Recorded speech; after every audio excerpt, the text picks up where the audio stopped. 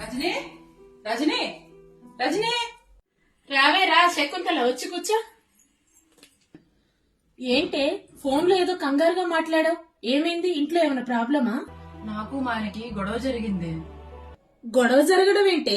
అన్నయ్య నువ్వు బానే ఉంటారు కదా, నిన్ను అన్నయ్య బానే చూసుకుంటాడు కదా.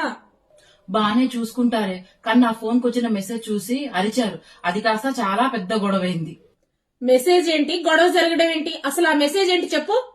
అదేనే, లాస్ట్ ఇయర్ మన 10th class the get together జరిగింది చూసావా? మన క్లోజ్ ఫ్రెండ్ ఉన్నారు చూసావా మన బ్యాచ్ లో? అతను నా నెంబర్ తీసుకున్నాడే. మేము రోజు చాటింగ్ చేసుకునేవాళ్ళం. అది కాస్త ప్రేమగా మారిందే. అప్పటి నుంచి రోజు మాట్లాడుకునే వాళ్ళమే. ఒక్కరోజు కూడా మాట్లాడుకోకుండా ఉండలేకపోయేవాళ్ళం. అయితే మేము పర్సనల్ గా కలవాలనుకున్నామే. అదే తను మెసేజ్ చేశాడు. ఆ మెసేజ్ అన్న చూశాడు. అది కాస్త పెద్ద గొడవైంది. బుద్ధుందానే నీకు? అసలు నువ్వు మనిషివేనా? మన 10th క్లాస్ జరిగి చాలా సంవత్సరాలు అవుతుంది.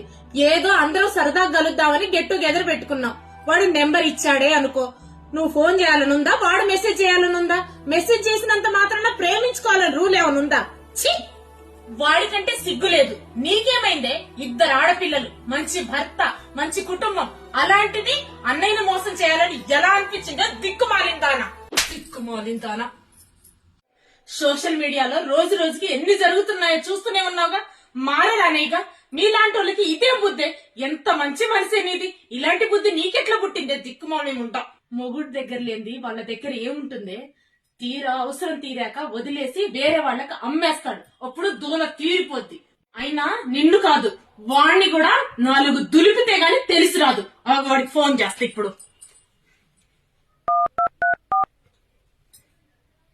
అరే అంట్లా కదవా, ఎక్కడున్నావురా? ఏంటి దాన్ని ఎక్కడికో రమ్మని ఫోన్ చేస్తున్నావంట? పగిలిపోద్ది నా కొడక. ఎట్లా కనిపిస్తుందిరా అది నీకు? నువ్వు ఫోన్ చేస్తే చేసావు, ఒక ఫ్రెండ్ గా మాట్లాడాలి. ప్రేమేంద్ర ప్రేమ? నీకు పెళ్ళయి, దానికి పెళ్ళయి, పిల్లలు పుట్టి ఇప్పుడు ప్రేమ కలిగిందరా? నా కొడక చెప్తున్నా, ఈసారి గినక దానికి ఫోన్ చేస్తే లేని ఫోన్ కేసులని పెట్టి బొక్కలో దోపిస్తా. గుడ్డలీడ తీసి బాత్త అనుకుంటున్నామేమో. ఫోన్ చెయ్యకు, సరేనా? నన్ను క్షమించవే, ఇంకెప్పుడు ఆ తప్పు చేయను. క్షమించాల్సింది నేను కాదే, అన్నయ్య. నీ చెంప మీద కొట్టింది నీ సంసారాన్ని చక్కదిద్దాలనే కాని నీ మీద కోపంతో కాదే. మనం ఒకరికి చెప్పేలా ఉండాలి కానీ చెప్పించుకునేలా ఉండొద్దు. ఒక పని చెయ్యి, నువ్వు ఇప్పుడు ఇక్కడే ఉండు, అన్నయ్యకి ఫోన్ చేస్తాను. అన్నయ్య వచ్చి నిన్ను తీసుకెళ్తారు, సరేనా?